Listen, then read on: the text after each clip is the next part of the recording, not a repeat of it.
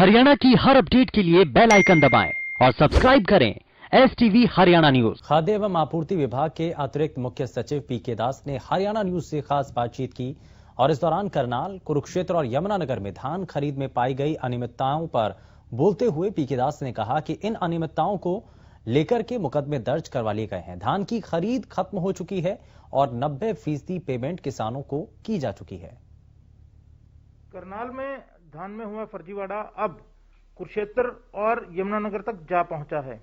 हमारे साथ इस समय मौजूद हैं खाद्य एवं आपूर्ति विभाग के अतिरिक्त मुख्य सचिव।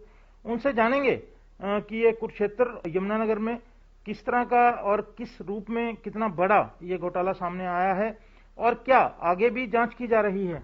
नमस्कार सर। सर ये बताएं कि ये करनाल में जो घोस्ट परचेज हुई थी, अब ये कुरुक्षेत्र और यमुनानगर में भी सुनने में आ रही है, तो वहां पर कितना बड़ा जो है ये घटना हुई है, जो घोटाला हुआ है, और क्या उस सारे मामले में हुआ है? करनाल में जो इरेगुलरिटी हुआ था उसको मैं दो पार्ट में देखता हूँ। पहला पार्ट है कि कुछ वहाँ गेट पास कटे थे जहाँ किसान नहीं थे और अनाज नहीं था, उसके बारे में हमने पर्चा दर्ज कर दिया है, वो इन्वेस्टिगेशन चल रहा है।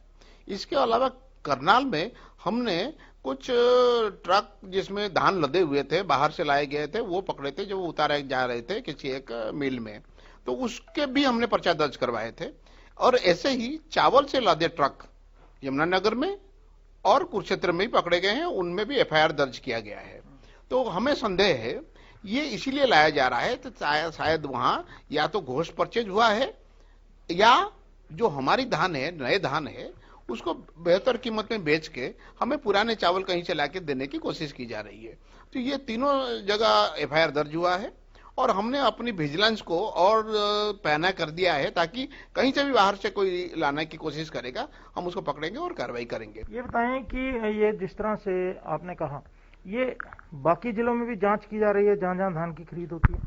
नहीं, मोटे तौर पर हम जांच का मतलब है फिजिकल वेरिफिकेशन। तो फिजिकल वेरिफिकेशन हम तब करेंगे जब हमारे सामने कोई प्रथम दृष्टया कोई ऐसी चीज आएगा, अगर कोई ट्रक पकड़ा जाता है या कोई हमें कोई सूचना देता है कि ये आड़ती या इस मिल में धान की कमी है, फिर हम उसमें जांच करेंगे। एक क्योंकि धान की खरीद जो है लगभग समाप्त हो चुकी है, कितनी पेमेंट अभी पेंडिंग है? और 48,000 किसानों का ऐसा आंकड़ा सामने आया था जिन्होंने अपना डाटा ठीक नहीं दिया था। अब कितने किसान जो हैं या कितने किसानों का डाटा दुरुस्त हो चुका है और अंतिम पेमेंट सबको कब तक फाइनल हो जाएगी? जी, धान के जो हमने कुल खरीद किया है उसमें 10,488 करोड़ रुपए बनते हैं। इसमें से 9,679 करोड़ रुपए हम पेमेंट कर चुके हैं।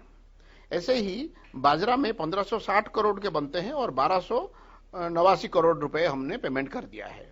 मूंग में 7 करोड़ 90 लाख रुपए बनते हैं, हमने 7 करोड़ पेमेंट कर दिया है। मक्के में 7 करोड़ 40 लाख बनते हैं, हमने 6 करोड़ 60 लाख रुपए पेमेंट कर दिया है। तो मोटे तौर पर देखा जाए तो धान में 90% से ऊपर पेमेंट हो गया है। जिन किसानों का अकाउंट गलत होने की वजह से पेमेंट नहीं हो पाया था, उन सबको SMS गया है, उन सबको हमने अपने कॉल सेंटर से कॉल भी किया है। तो अभी करीब 4,500 अकाउंट दुरुस्त हो गए हैं। उन 4,500 अकाउंट में मोर देन 1 परचेज भी हुआ है। इसीलिए जो जे फर्म फेल्योर था उसमें हो सकता है कि इनमें 4,000 4,500 तो है, लेकिन हो जाए 10,000 12,000 जे फर्म की पेमेंट उसमें हो जाएगा। एक और बड़ा मामला सामने आया था सर, जिसमें नए तरह का जो है, और ये इसलिए भी नए तरह का था और महत्वपूर्ण था कि गरीबों के राशन पर जो है डाका डल रहा था। ये एक यमुनानगर से मामला पकड़ में आया था आपके।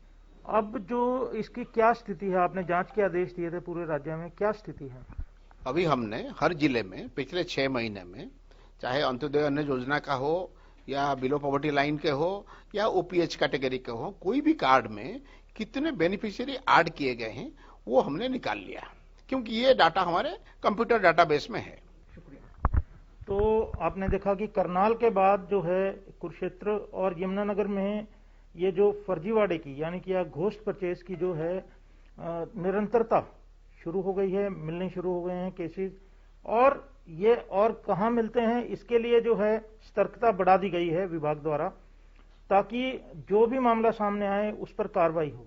इसके साथ साथ जो राशन घोटाला जो हो रहा था उसको लेकर 6 महीने का आंकड़ा निकाल लिया गया है और एक एक व्यक्ति को फोन कर कर, जो भी कार्ड होल्डर है जिसका फोन नंबर वहां है, उसे फोन कर कर वेरीफाई किया जा रहा है कि उसके घर में कितने सदस्य हैं।